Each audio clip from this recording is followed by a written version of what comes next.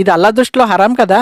Indian army డ్రెస్సులు వేసుకుని టూరిస్టులను target చేసి చంపుతుంటే ఆ టూరిస్టులు భయంతో అక్కడి నుంచి పారిపోయారు. అలా వెళ్తున్న వాళ్ళకి మధ్యలో ఇంకొక ఆర్మీ ఎదురైంది.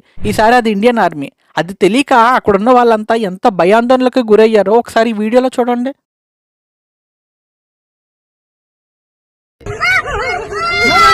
अरे नहीं नहीं नहीं नहीं हम लोग, अरे हम लोग फौज हैं, हम लोग बैठो बैठो, हम लोग फौज हैं, बैठो बैठो अरे हम लोग फौजी हैं, कुछ नहीं करेंगे, आपकी सेफ्टी के लिए आए हैं, आपकी सेफ्टी के लिए आए हैं, बैठो बैठो बैठो बैठो, आपकी सेफ्टी के लिए आए हैं, हम इंडियन आर्मी हैं, बैठो। ये इंडियन आर्मी आप लोग कहाँ से आए हो, कहाँ से आए आप लोग?